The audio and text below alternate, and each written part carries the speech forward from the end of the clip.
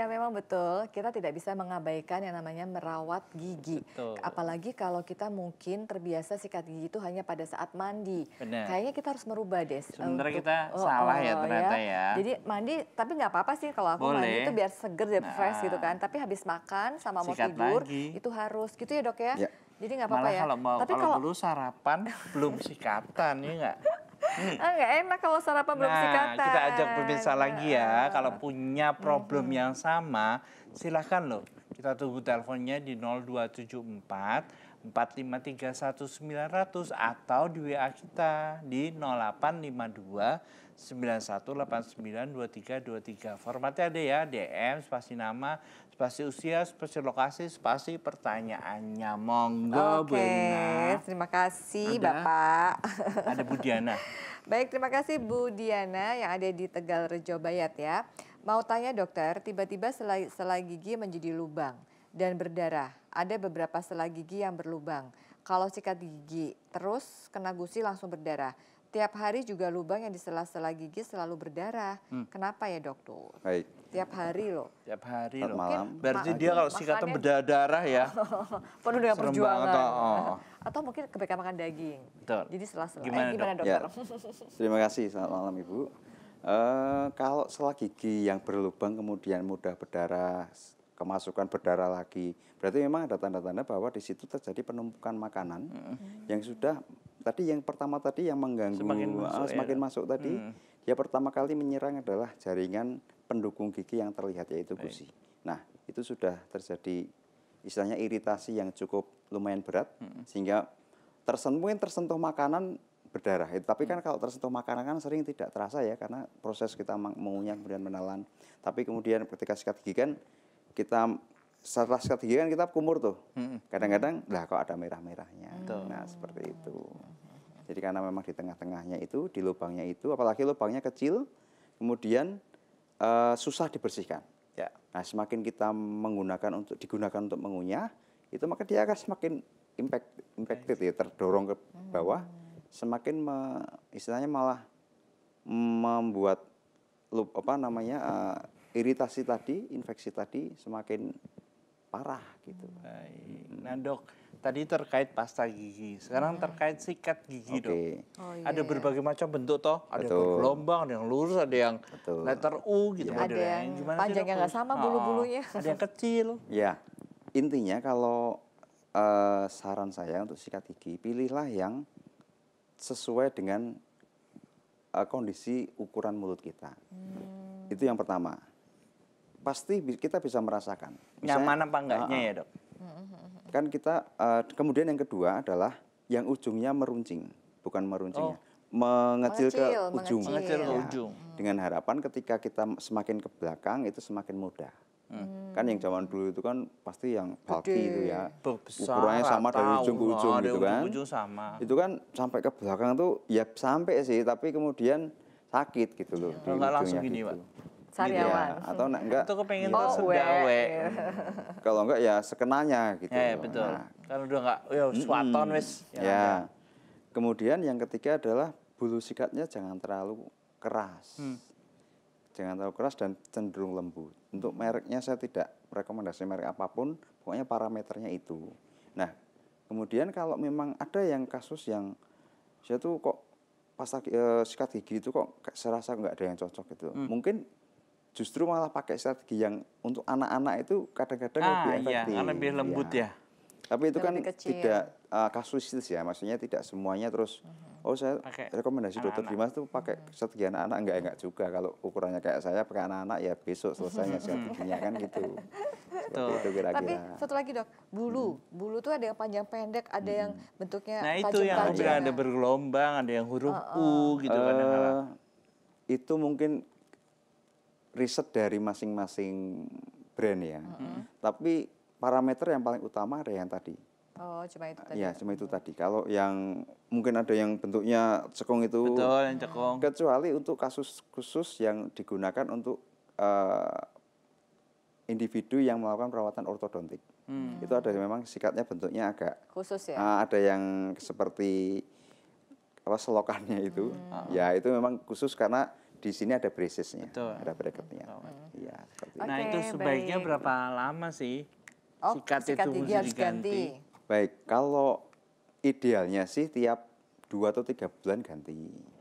Tapi sebenarnya kita kan kekuatannya masing-masing ya. Ada yang cenderung kuat walaupun saya selalu tidak menyarankan bahwa kita menyikat gigi itu terlalu kencang.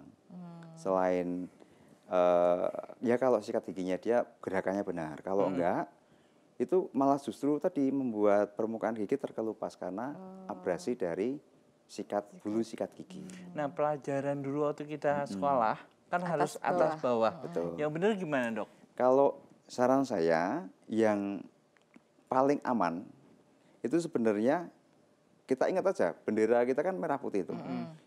Merah ke putih, merah itu gusi, putih itu gigi.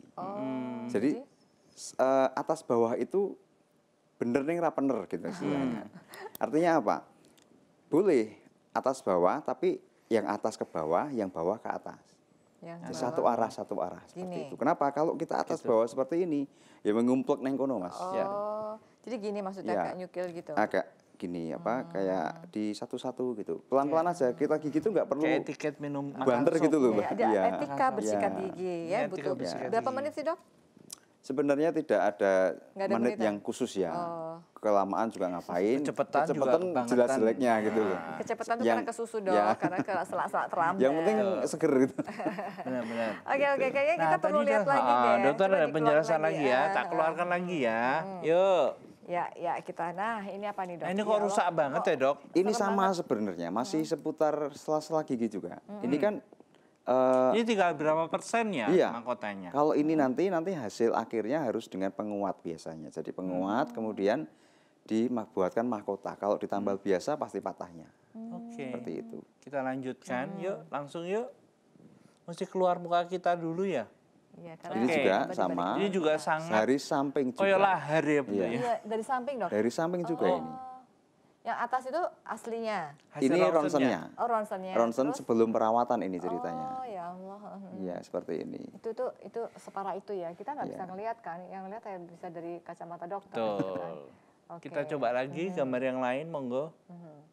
Ini kasus-kasus Bisa langsung yang apa pernah mesti ngelihat kita lagi, Nggak yuk. apa-apa udah langsung. Yuk. Nah, itu. Ini sebenarnya sampingnya tadi.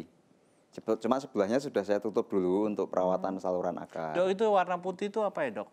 Tali. Ya, jadi itu saya gunakan karena lubangnya, kavitasnya itu terlalu menjorok ke arah gusi.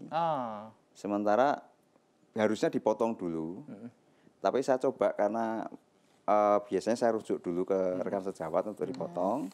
Tapi saya coba untuk saya turunkan. Nah, saya turunkan dengan itu kalau bahasa medisnya ligasi dengan benang gigi, itu ligasi gingiva, sehingga isolasi rubber dam yang saya gunakan itu bisa lebih menekan lagi sehingga saya bisa mengekspos gigi yang nantinya ditempeli oleh bahan tambal.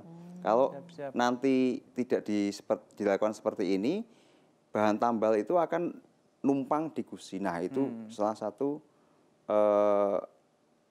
kejadian yang membuat gusi tadi bisa iritasi. Iya. Baik. Kita lanjut lagi kalau ada slide-nya, monggo. Nah, ini sebenarnya hasil dari ini sebenarnya ada yang setelahnya mungkin ya. Oke. Yang setelahnya yang masih belum masih jadi. belum ditambal. Udah Nah, jadi. Yang setelahnya lagi. Ada setelahnya lagi. Kita lihat lagi ini juga. Kita lihat lagi. Ini juga di rusak, ya? samping juga. Lubang juga. Oke. Kayak dikasih.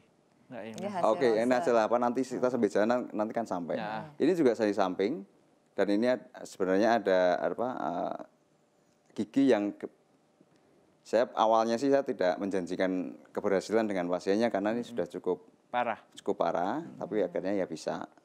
Ini hasil ronsennya ini belum tambalan atau restorasi yang akhir ya. Ini masih restorasi sementara untuk saya bisa melakukan perawatan saluran akar. Oke. Baik, kita lanjutkan lagi. Ada gambar yang lain. Nah, ini yang tadi. Yang tadi yang sudah selesai tadi. Ini juga dari samping juga ini. Ini sebenarnya dua-duanya seperti ini. Dua-duanya rusak seperti ini. Kemudian yang pertama tidak saya foto prosesnya, yang kedua ini saya foto. Sama kasusnya dari sela-sela gigi juga, sehingga nanti harus dilakukan penambalan dengan ini dalam tanda kutip pasien BPJS, jadi saya tambal dengan bahan tambal biasa, bukan dengan mahkota, tapi dengan sedikit trik sehingga yang hitam-hitam ini tidak keluar. Gitu. Baik, ada gambar lagi. Nah, ini hasil jadinya ini ya. hasil jadinya. Nggak kelihatan ya kalau udah pernah lubang ya. Itu tahan berapa lama, Dok? Nah, kalau ketahanan itu tergantung relatif, ya. tergantung Kalau dia pemakaian makannya juga tulang gitu. setiap hari, ayo podo wae. Sama aja. Tetap diinformasikan untuk mengkonsumsi yang wajar-wajar lah. Emang ada pantangannya, Dok, kalau udah terlanjur misalnya giginya? Sebenarnya pantangannya ya kita normatif aja ya, maksudnya ya sudah tahu giginya seperti itu, ya sewajarnya. Gitu. Sewajar itu artinya nggak dingin panas dingin sudah panas. Kawin, dingin panas itu sebenarnya tidak begitu berpengaruh terhadap lubang. Sangat ya. Yang lebih berpengaruh adalah tekanan pengunyah dan jenis makanan yang kita konsumsi. Gitu. Sebagai informasi, gigi utuh saja saya pernah dapat kasus sering malah. Dok, gigi saya itu bahasa Jawanya putul itu di tonjolnya itu. Oh, habis ditambal, Pak? Enggak. Saya lihat beneran, jadi ini gigi sehat, tapi belah jadi dua gini.